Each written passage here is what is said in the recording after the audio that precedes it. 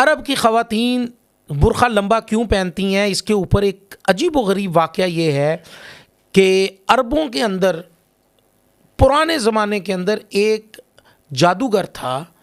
وہ جس عورت کو چاہتا رات کو اس کے ساتھ زنا کرتا, اپنے بستر پر بلا لیتا, اور وہ عورت خود بخود اپنے گھر سے نکل کر چل کر اس کے پاس آ جاتی.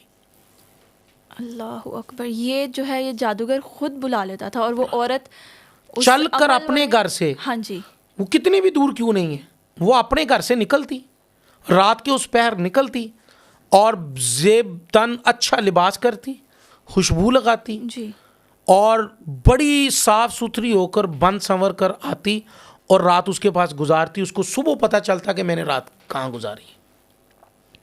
ایک خاتون, 2 3 4 5 ایک علاقے کی کم از کم خوبصورت ترین خواتین ساری کی ساری جب اس دلدل میں پھنسیں تو وہ پریشان ہوئیں. انہوں نے جا کر اپنے علاقے کے علماء کو یہ بات بتانا شروع کی. علماء اور وہاں کے علاقے کے جو بادشاہ تھا, جو حکمران تھے, انہوں نے بیٹھ کر اس بات کے اوپر غور و فکر کرنا شروع کیا تو پتہ چلا اس علاقے کے گورنر کی بیٹی کے ساتھ بھی یہ واقعہ پیش آ چکا ہوا تھا. اللہ اکبر.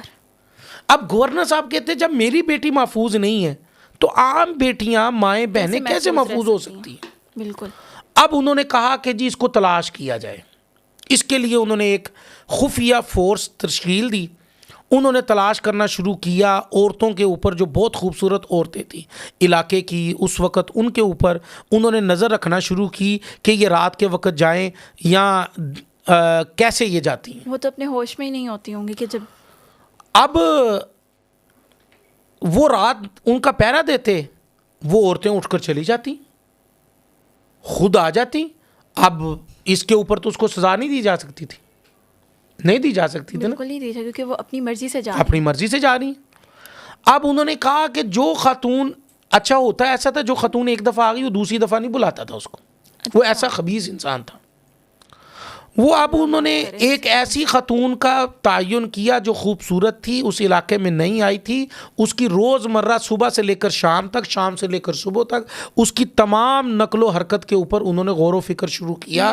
تو اس نے اپنے چیلے چھوڑے ہوئے تھے جو عورتیں چلتی تو ان کے پاؤں کی مٹی اٹھا لیتے تاکہ کوئی دیکھ نہ سکے, کوئی پیچھا نہ کر سکے. نہیں, وہ پاؤں وہ آپ چل کے جا رہے ہیں, نیچے سے مٹی اٹھا لی اور وہ مٹی اٹھا کے چلے گئے. وہ مٹی جا کر اس کو دے دیتے, وہ تھوڑے سے پیسے دیتا, وہ تھوڑے سے پیسے دے دیتا اور وہ بچے یا کوئی بھی وہ چلے جاتے اور وہ ان کے پاؤں لگی ہوئی مٹی کے ساتھ جادو کرتا بیٹھ کر.